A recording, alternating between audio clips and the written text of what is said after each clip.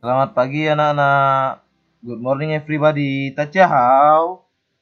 Ya, Lausa harap semuanya baik-baik saja ya. Dan kita kembali di sini di hari Senin 22 Februari 2021. Kembali Suseng Menhau. Salam sehat untuk kita semua dan kita kembali ke pembelajaran kita yaitu PJOK ya. Ya, mari kita siapkan diri kita yang dimana kita berasal dari sekolah bahagia yang tidak lepas dari Bhinneka Tunggal Ika, semboyan kita di dalam Republik Indonesia ya. Oke, sekarang kita masuk di dalam muatan pendidikan jasmani olahraga kebugaran atau PJOK ya. Ya. Yang pertama, di tema 7 ini terkhususnya perkembangan teknologi. Di dalam perkembangan teknologi ini pun kita harus dapat belajar ya, berolahraga supaya tubuh tetap sehat dan kuat. Di sini kita pun akan mengambil pembelajaran PJOK kita dari 4 subtema di dalam tema 7 ini. Yang pertama, subtemanya yaitu adalah perkembangan teknologi produksi pangan. Yang kedua, perkembangan teknologi produksi sandang. Dan yang ketiga, perkembangan teknologi komunikasi. Dan subtema yang keempat adalah perkembangan teknologi transportasi. Ya. Jadi, di dalam berolahraga kita pun sangat perlu akan pangan ya. Pangan yaitu adalah makanan. Kita harus perlu memproduksi makanan supaya tubuh kita pun kekuatannya selalu terisi dan juga tidak lupa dan untuk selalu istirahat. Itu adalah produksi sandang, tempat tidur ya. Selain itu di dalam berolahraga pun kita harus tetap saling berkomunikasi antara satu sama lain. Dan untuk mencapai atau mendapatkan tempat kita melakukan olahraga, kita pun membutuhkan ya transportasi. Baik, mari kita lanjut pada subtema pertama, perkembangan teknologi produksi pangan. Bisa dilihat ya. Ya, ada yang berlari karena mereka ingin mendapatkan tubuh yang kuat dan jiwa yang sehat. Kembali lagi, manusia itu adalah makhluk hidup yang sempurna ya. Makhluk hidup juga harus memiliki kesehatan tubuh. Karena itu adalah bagian dari sikap bersyukur. Dan sikap tersebut, bersyukur itu pun dapat kita tunjukkan dengan cara benar, berolahraga. Karena olahraga itu sangat bermanfaat bagi tubuh. Kita pun akan memiliki tubuh yang kuat dan sehat. Oleh karena itu, marilah kita tetap selalu untuk berolahraga dengan cara banyak hal ya. Bisa salah satunya yaitu melakukan permainan. Baik, kita lanjut. Olahraga. Iya, sebelum melakukan olahraga, kita harus melakukan apa? Ayo. Ada yang masih ingat? Iya, betul sekali. Kita harus melakukan pemanasan. Supaya apa? Betul, supaya otot pada tubuh kita tidak tegang. Kemudian, setelah pemanasan, ayo apa yang dilakukan? Ya, kita pun bisa melanjutkan permainan yang kita inginkan setelah kita melakukan pemanasan. Tuh. Maka setelah itu di sini kita hendak mempelajari gerakan dasar mengambang. Saat berenang, perhatikan keselamatan diri dan orang lain. Itu yang paling utama ya. Kita harus memperhatikan keselamatan diri kita terlebih dahulu dan orang lain. Kemudian, dan tentu harus diingat pula, gunakan alat bantu. Seperti apa alat bantunya? Ayo, ada yang tahu? Apa kemarin rangkumannya? Iya, alat bantunya adalah pelampung bila hendak berenang ya. Kita harus menyiapkan itu. Pelampung itu untuk menjaga keselamatan diri saat belajar mengambang di dalam air. Lalu pelampung itu gunanya untuk apa? Ya, untuk menjaga tubuh kita supaya bisa tetap mengambang di saat berenang. Dan di sini mari kita lihat macam-macam alat pelampung. Sangat banyak macam dan jenisnya ya, alat pelampung. Yang pertama itu, itu apa? Apa namanya? Dari rangkuman yang kemarin, ayo. Iya, betul. Itu adalah ban lengan. Kemudian yang ini, apa ayo? Iya, rompi renang ya. Terlihat sekali ya, dia berbentuk rompi. Dan itu namanya adalah rompi renang. Kalau ini ayo, siapa yang mau coba jawab? Apa? Iya, ini adalah namanya papan luncur ya. Papan luncur yang bisa digunakan di saat kita hendak belajar berenang. Lalu ini apa? Semuanya pasti tahu ya? Iya, benar sekali. Ini adalah pelampung atau ban renang. Ya. Oke, kita lanjut ke langkah-langkahnya untuk mengambang di kolam dengan kedalaman sebatas dada. Yang pertama, tangan harus memegang papan seluncur atau ban. Ya, supaya kita harus menjaga keseimbangan tubuh di dalam kolam renang. Kemudian yang kedua, posisi tubuh berada di atas permukaan air. Ya, kita bisa lihat ya contohnya seperti apa yang terlihat pada gambar di samping. Ya, dia memegang ban di sebelah kiri dan sebelah kanan, sehingga tubuhnya pun terangkat dan mengambang ya di dalam air. Dan yang ketiga, kakinya pun harus sambil digerakkan mengayuh di bawah air, di bawah ban itu ya, supaya keseimbangannya pun lebih terjaga. Bila menggunakan papan seluncur, kita bisa lihat ya. Ya, seperti gambar. Kakak itu sedang menggunakan papan seluncur. Dan kakinya pun tetap harus digoyangkan. Ya.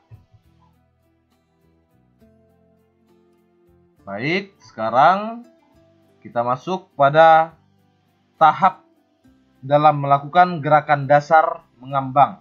Yang pertama, berdiri tegak di pinggir kolam. Itu yang harus kita lakukan pertama kali ya. Yang kedua, peganglah tepi kolam dengan 2 jari dengan setiap tangan. Dan yang ketiga, rapatkan perut pada dinding kolam. Jadi kita lengket dengan dinding kolam ya. Kemudian tarik nafas dalam-dalam, lalu lepaskan pegangan. Dan masukkanlah kepala ke dalam air secara perlahan-lahan. Contohnya bisa kita lihat ya. Ya, seperti itu. Seperti apa yang terlihat pada gambar. Jadi dia harus berdiri tegak terlebih dahulu. Kemudian sambil memegang tepi kolam itu dengan kedua tangannya. Dan pada akhirnya, sebelum dia memasukkan kepalanya ke dalam air, dia harus menarik nafas dalam-dalam. Ya. Lalu kepala muncul perlahan di kepala. Kemudian setelah itu, kepala muncul perlahan di permukaan air sambil menghembuskan nafas. Posisi tangan sejajar bahu. Dan melakukan berenang di tempat dengan posisi tubuh sejajar dengan air. Dan kaki pun digerakkan secara bergantian ya, yang dilakukan secara berulang-ulang. Dan hal itu bisa kita lihat seperti gambar yang ada ya. Jadi kesembilan itulah merupakan tahap-tahap dalam melakukan gerakan dasar mengambang. Jadi kita harus yang pertama yaitu meyakinkan diri terlebih dahulu, baru kita masuk ke dalam kolam renang ya. Ya. Di sini kita masuk pada subtema 2, yang dimana kita akan membahas tentang gerakan dayu. Yang pertama di dalam gerakan dayu itu adalah gerakan memintal kapas. Bagaimana cara melakukan gerakan memintal kapas? Ya, caranya adalah kita duduk, lutut kanan menekuk ke atas, kemudian tangan kanan melakukan gerakan memutar ke arah depan, dan tangan kiri bergerak ke samping kiri. Hitungannya 8 kali 1 ya. Ya. Seperti ini contohnya ya. Jadi yang pertama dia duduk terlebih dahulu, setelah itu lutut kanannya ditekuk ke atas. Kemudian tangan kanannya melakukan gerakan memutar ke arah depan. Tangan kiri bergerak ke samping kiri ya. Seperti itu. Yang kedua di dalam gerakan dayu yaitu adalah gerakan menenun pertama. Dilakukan dengan cara ya duduk dengan kaki lurus atau duduk selonjor. Kedua tangan bergerak lembut ke kanan atas bawah, lalu ke kiri atas dan bawah, kemudian diikuti oleh kepala yang bergerak mengikuti arah tangan. 8 kali 1 hitungan. Kita dapat melihat contohnya seperti gambar yang ada. Ya, seperti itu ya. Dan yang ketiga di dalam gerakan dayu ini yaitu gerakan menenun kedua. Dilakukan dengan cara kita tetap duduk dengan keadaan kaki yang lurus ke depan ya. Lalu kedua tangan bergerak kuat ke arah jari kaki, lalu bergerak lembut ke arah perut. Badan pun membungkuk saat tangan kita mengarah atau menuju ke jari kaki, dan tegak saat bergerak ke arah perut. 8 kali 1 hitungan. Contoh gerakan tersebut bisa kita lihat pada gambar ya. Ya, seperti itu. Jadi dia menundukkan badan, tangan menyentuh jari kaki dengan hitungan 8 kali 1. 1, 2, 3, 4, 5, 6, 7, 8. Kemudian dia menegakkan badannya, lalu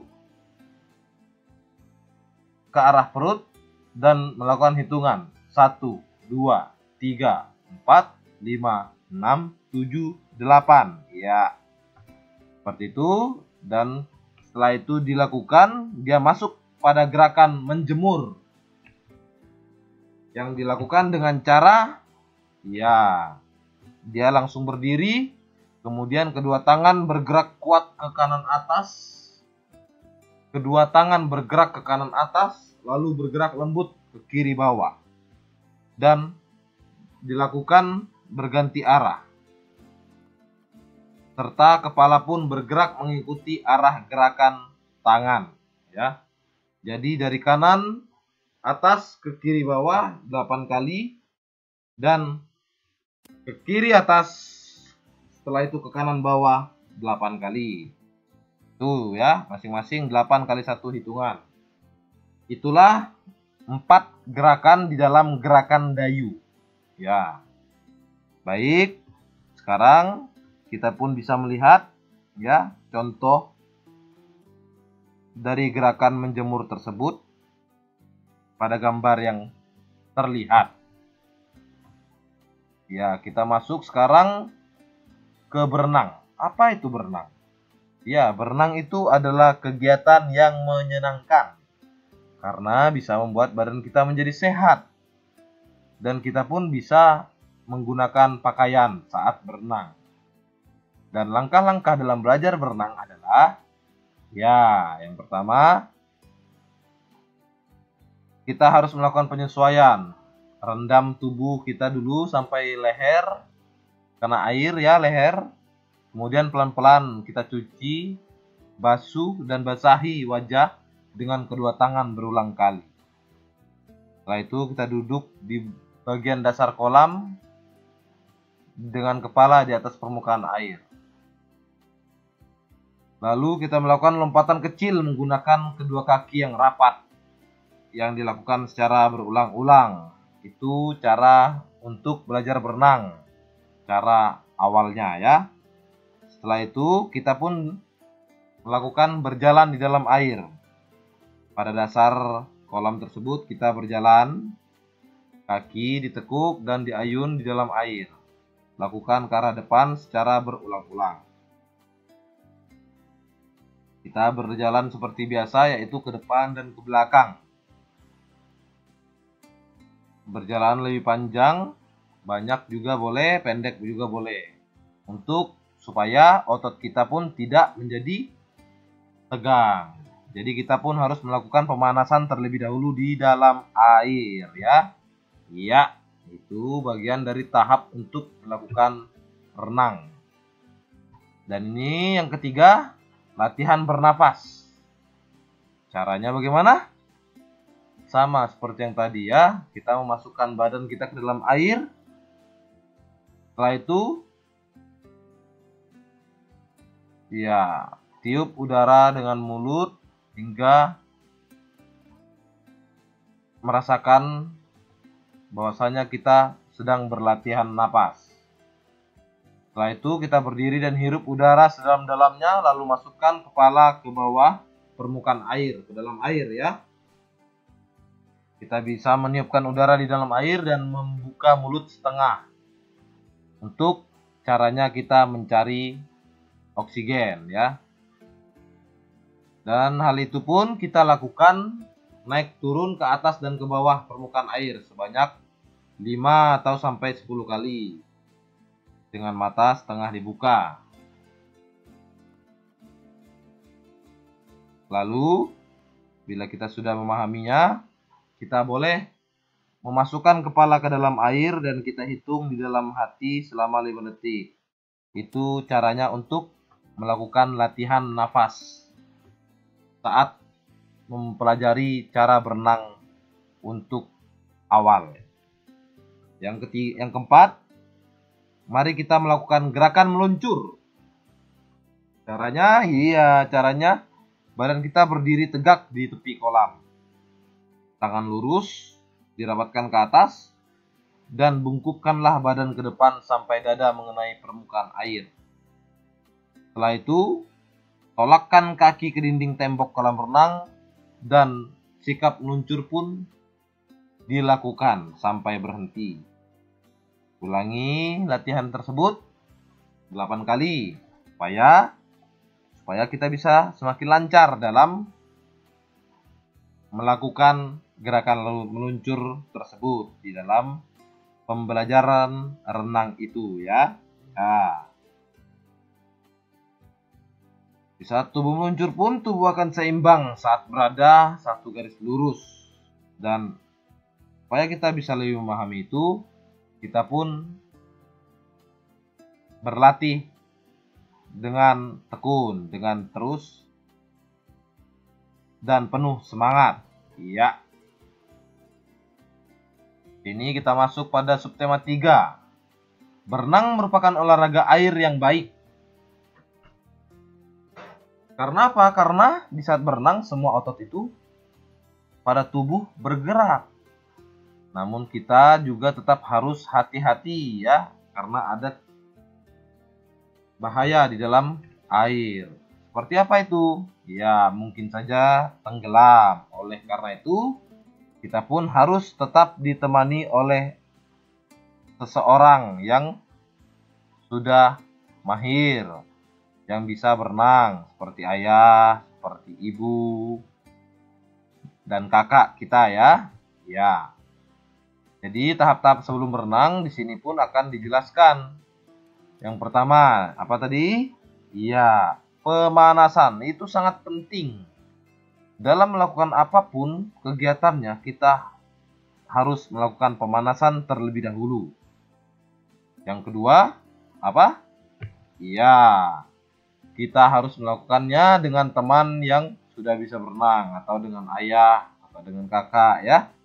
Supaya tetap ada yang bisa menjaga kita, sehingga kita pun tidak akan tenggelam.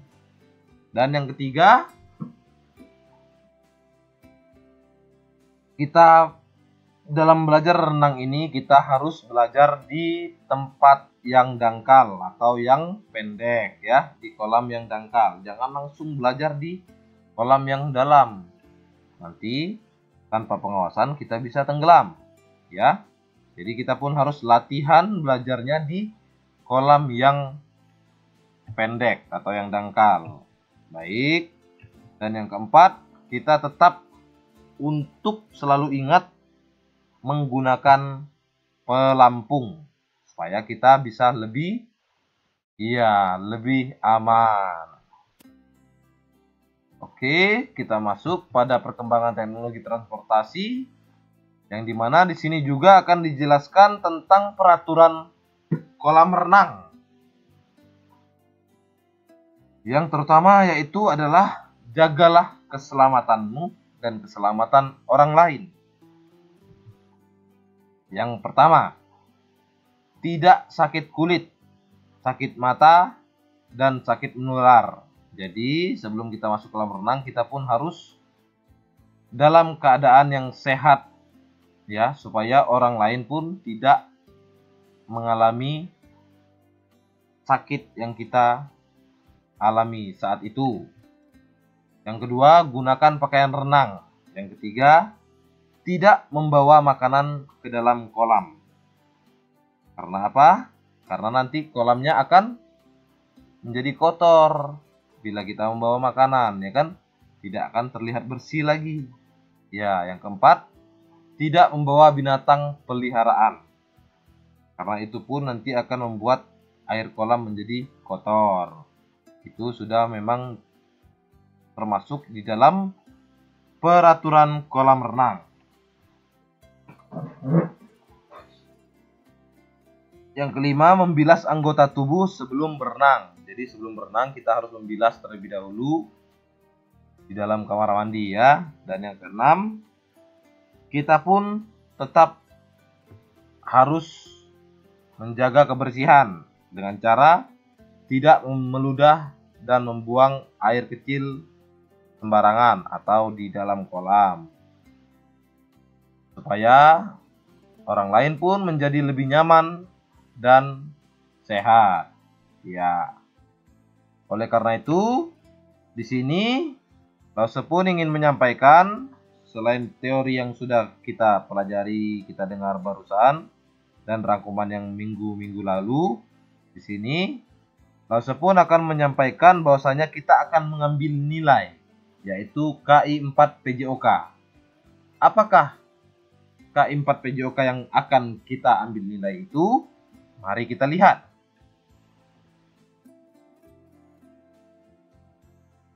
Ya, kita akan mengambil nilai KI 4 PJOK. Ya, seperti yang terlihat pada gambar ya. Kita melakukan praktik PJOK dengan cara anak-anak semuanya melakukan praktik gerakan dayu ya. Jadi anak-anak di rumah nanti tolong divideokan dan lalu dikirim ke WhatsApp guru kelas masing-masing. Pengumpulannya paling lambat 1 minggu ke depan ya, 29 Maret 2021. Tugas anak-anak adalah praktik melakukan gerakan dayu ya, seperti yang telah kita bahas di depan. Di dalam gerakan dayu itu ada 4 gerakan. Jadi 4 gerakan itu dilakukan di dalam 1 kali pengambilan video ya. Tolong dipraktikkan dan divideokan dengan baik ya anak-anak ya. Ya. Selain itu di sini pun akan Lause tunjukkan contoh dari Lause. Selamat menyaksikan videonya. Gerakan Dayu. Selamat pagi anak-anak. Di sini kita kembali lagi ke PJOK yang akan melakukan praktek gerakan Dayu. Di mana di dalam gerakan Dayu itu ada 4 gerakan, yaitu gerakan memintal kapas, gerakan menenun 1, gerakan menenun 2, dan gerakan menjemur. Baik, sebelum itu mari kita sudah masing-masingnya pemanasan ya. Sekarang mari kita lanjut ke gerakan pertama, yaitu gerakan memintal kapas. Kita ambil posisi duduk dulu ya anak-anak. Ya, posisi duduknya kaki kiri kita masukkan di sini dan kaki kanan seperti ini ya, bersilang. Tangan kanan diletakkan di sini. Kita lakukan 8 kali 1 hitungan ke arah depan ya. Kita mulai 1, 2, 3, 4, 5, 6, 7, 8 ya. Kemudian setelah itu kita luruskan kaki kita dan kita lemparkan tangan ke atas. Itu gerakan menenun pertama, ke atas kanan dan ke bawah. Hitungan yang sama 8 kali 1 hitungan. 1, 2, 3, 4, 5, 6, 7, 8. Kemudian gerakan yang selanjutnya yaitu gerakan menenun kedua. Kita majukan tangan kita menyentuh jari kaki, kemudian ke arah perut. Itu 1 hitungan ya. Kita lakukan sebanyak 8 kali 1 hitungan. 1, 2, 3, 4, 5, 6, 7, 8. Dan kemudian mari kita berdiri untuk gerakan terakhir, yaitu gerakan menjemur. Kita dimulai dari tangan di atas ke arah ke bawah 8 kali hitungan dan nanti akan dibalas dari kiri ke atas. Mari kita mulai anak-anak ya. 1, 2, 3, 4, 5, 6, 7, 8. Dari kiri 1, 2, 3, 4, 5, 6, 7, 8 ya. Jadi sampai di situ gerakan Dayu, yang dimana anak-anak masing-masing harus mempraktekkannya dengan baik ya dan benar di rumah, dan tetap jaga kesehatan, selalu bersemangat dalam belajar. Sisi taca, cece.